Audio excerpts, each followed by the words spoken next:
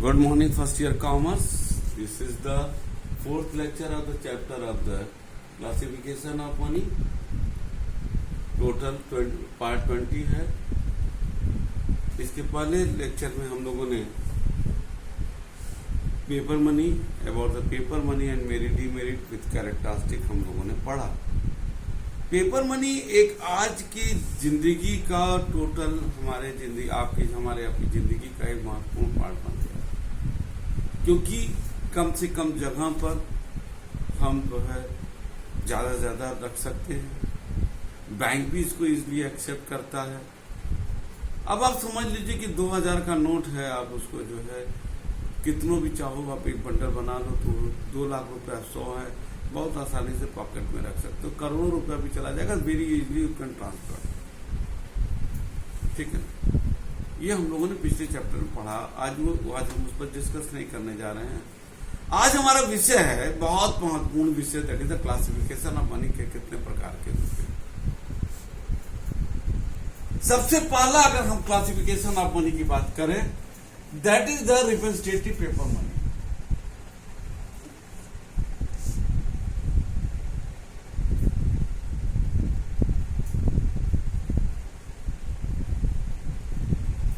Classification number, इसलिए paper money नहीं है, रिप्रेजेंटेटिव. दूसरा आप क्या हो गया, कन्वर्टेबल, इसको पहले से लिख दे रहे हैं. तीसरा आपका हो गया, पहला ये हो गया, दूसरा कन्वर्टेबल, तीसरा इनकन्वर्टेबल, और चौथा हो गया आपका फिएट.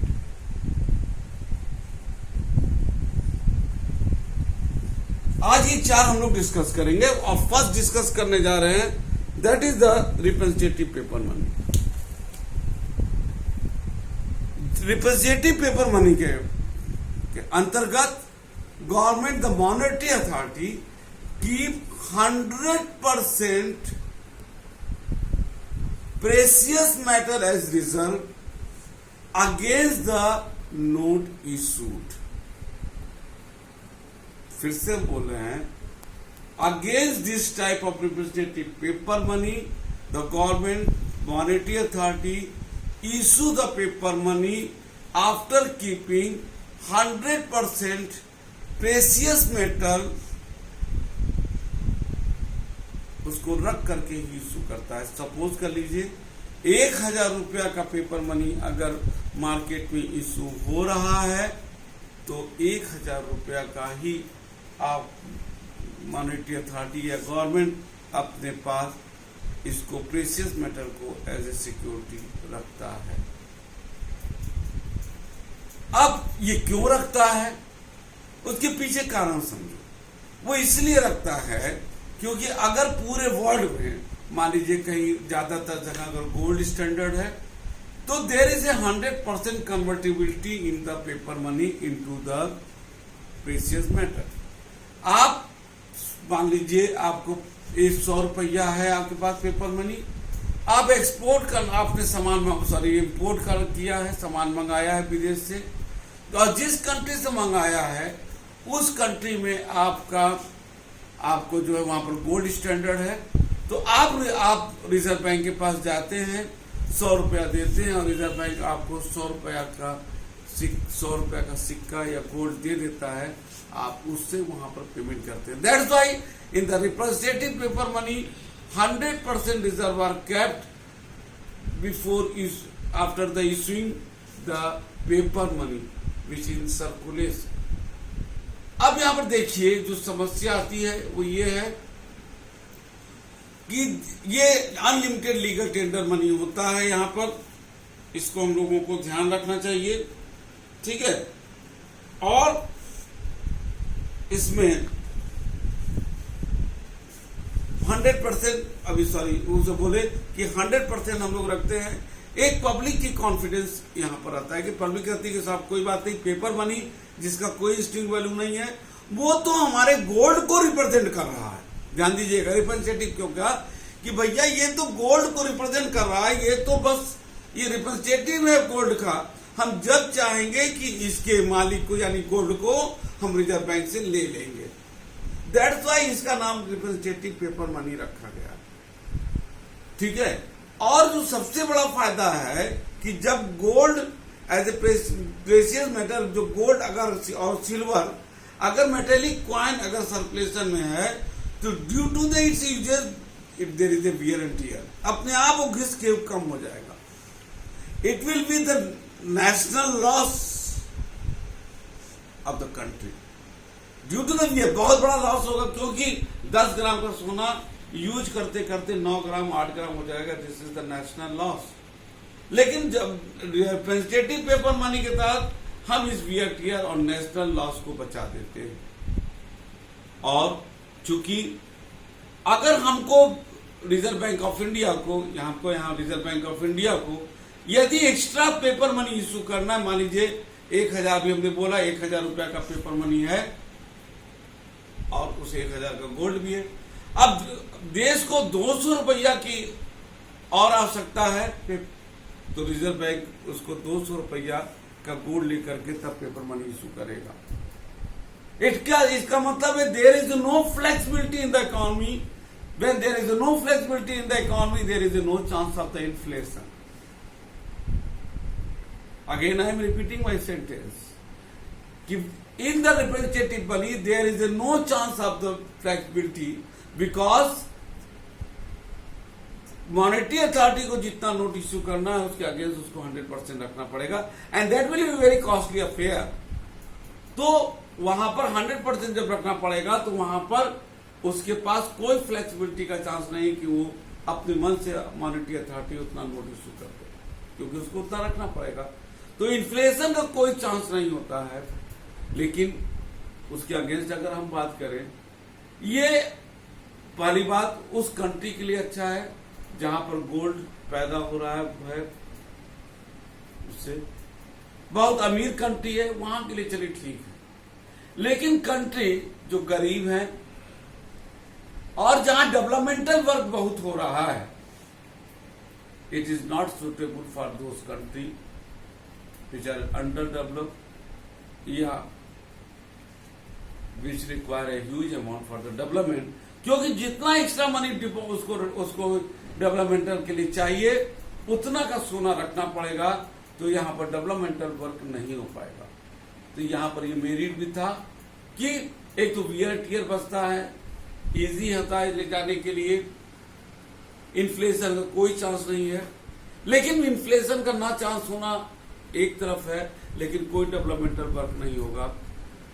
और ये सारी प्रॉब्लम था जिसकी वजह से रिप्रेजेंटेटिव पेपर मनी हमारे इंडिया में भी एक, इसको आप इसमें देखिएगा किताब में आया भी था, इसमें लिखा भी है Hilton and commission recommended in 1925।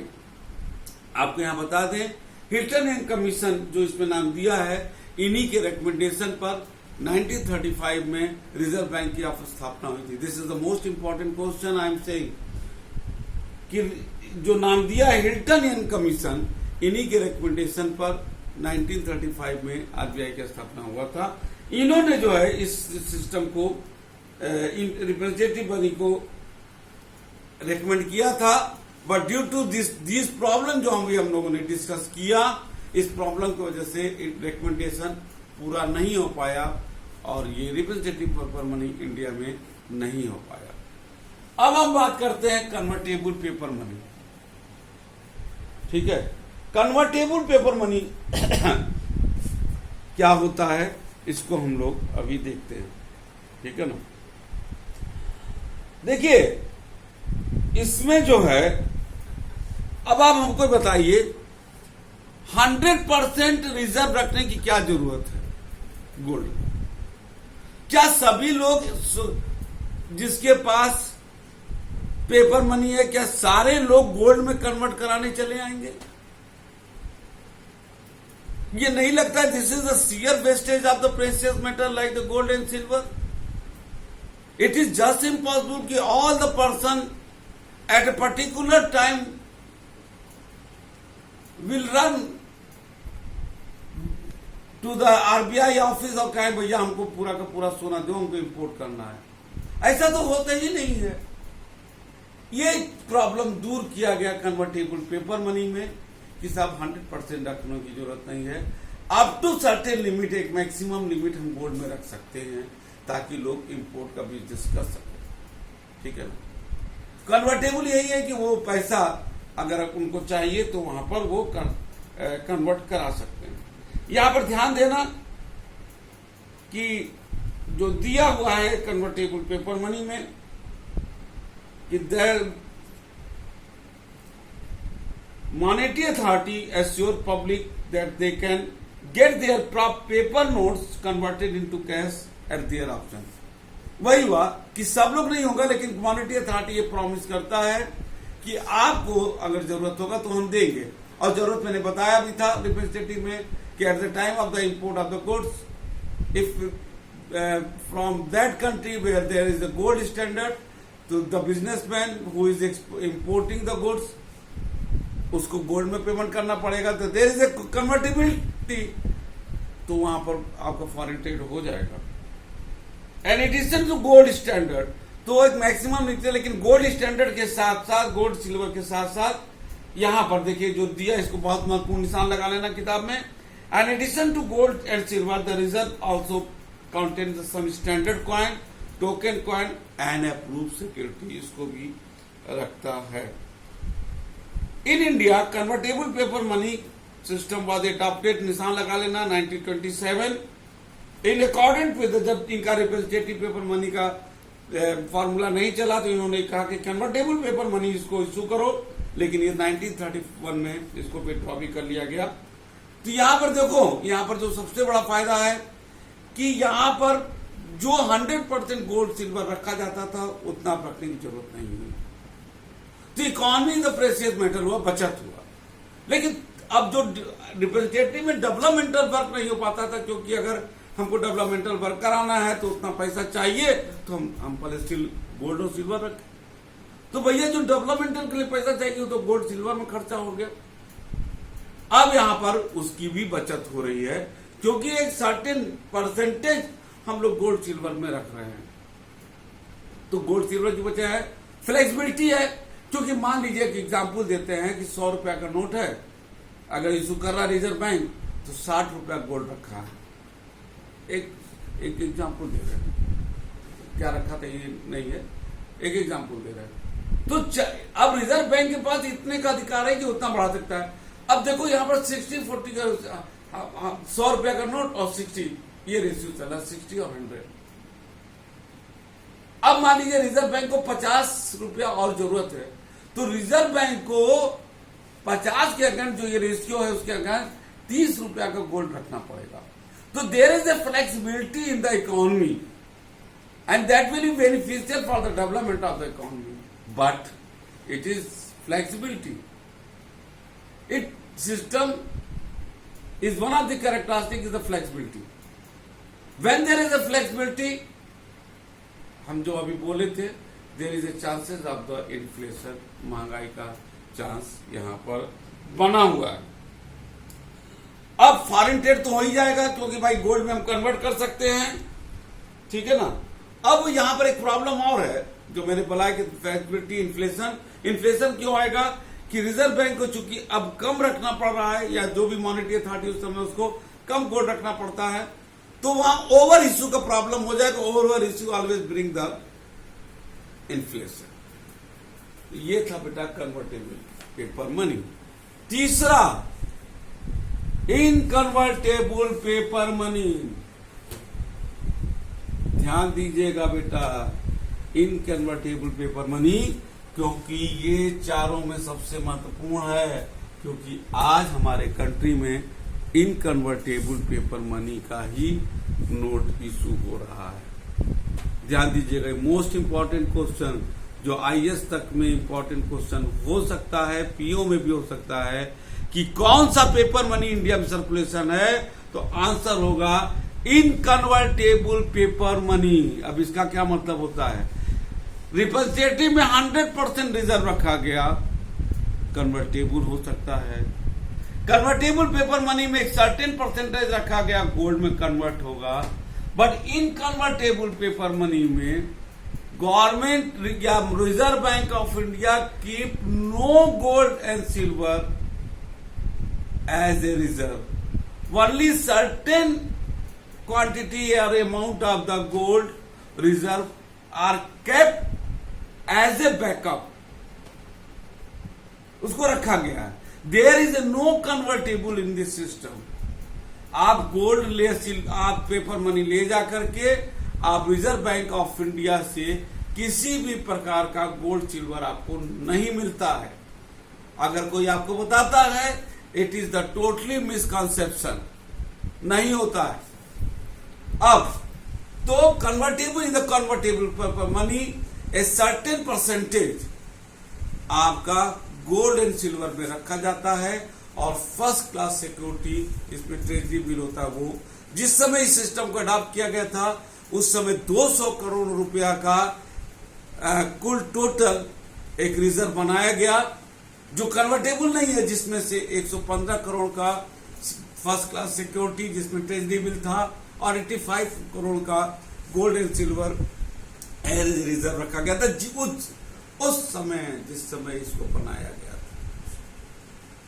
इसमें कोई कन्वर्टेबिलिटी नहीं होता है। आफ्टर कीपिंग सच जो उस गोल्ड एंड सिल्वर और फर्स्ट क्लास सिक्योरिटी में रखा हुआ है, reserve bank of India has full authority to issue the note up to any extent after considering the money requirement in the country. There is 100% flexibility in the economy. There is a lot of chances of the developmental work in the country. But when there is a 100% chance of there is a 100% flexibility in this system, in naturally 100% chance of the inflation. So in India का इसको विश्व में कर सकते हैं, हम India के संदर्भ में बोलेंगे with the reference of our country. Inflation ज्यादा कम की बात कर सकते हैं, but inflation is the structural characteristic of Indian economy. क्योंकि जो सिस्टम है कन्वर्टेबल पेपर मनी जो इस समय चल रहा है, जब इसमें 100% फ्लेक्सिबिलिटी है तो इसमें इन्फ्लेशन आने की चांस है। तो यहां पर reserve bank of India as a monetary authority manage the money supply just to control the fluctuation of money, value of money and the inflation and deflation जो भी इकोनॉमी को होता है, ये मैनेज करता है कि ज्यादा ना हो जाए ना कम हो जाए, क्योंकि इकोनॉमी उसी तरह से चलेगी। यहां पर क्योंकि रिजर्व बैंक को पूरा अधिकार है वो कितने अप्तुतन करे। और आज अभी हमने बताया, आपको दिमाग में बैठा लीजिए इनकन्वर्टेबल पर पेपर मनी इन प्रैक्टिस। इसीलिए रिजर्व इनकन्वर्टेबल है, कोई कन्वर्टेबिलिटी नहीं है।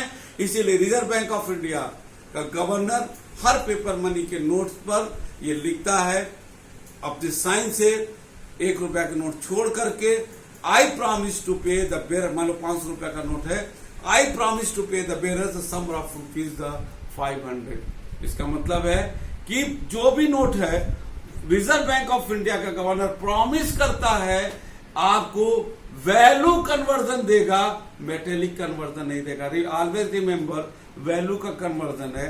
जैसे 8 नवंबर को 2016 को जब 500 और 1000 रुपया का नोट विड्रॉ हुआ था तो रिजर्व बैंक ने प्रॉमिस किया कि आप बैंक के पास जाइए, आपको 500 1000 नोट जमा कर दीजिए, आपके अकाउंट में चल जाएगा, यानी कि वैल्यू लॉस नहीं होगा। तो आरबीआई का गवर्नर प्रॉमिस करता है इस सेंटेंस से इनकन्वर्टेबल पेपर मनी के तहत। ठीक है, तो आपको ये चीज हमारे ख्याल से मोस्ट इंपॉर्टेंट पॉइंट था, इनकन्वर्टेबल पेपर मनी। हाँ, ये तो जरूर है कि इसमें जो है हमारा प्रेशियस मेटल है उसका बहुत बचत हुआ। इकोनॉमी हमको डेवलप कंट्री बनना है तो हम मेटेलिक रिजर्व को हम नहीं रख सकते, क्योंकि वो देश के विकास को हैम्पर करेगा और साथ ही साथ नेशनल लॉस होगा due to the wear and tear of the precious metal, इसको बचाता है। चौथा है fiat paper money. Fiat paper money is also type of the inconvertible paper money, कि इसमें भी कन्वर्टेबिलिटी नहीं है। ठीक है, इसको इमरजेंसी मनी भी बोलते हैं, क्योंकि देखो इमरजेंसी मनी क्यों बोलते हैं कि in the emergency when the country require the huge money the government can issue it. हमने गवर्नमेंट बोला, नॉट द आरबीआई, क्योंकि फिएट पेपर मनी इंडिया में 1 रुपया का note, always remember 1 rupee note is the fiat paper money.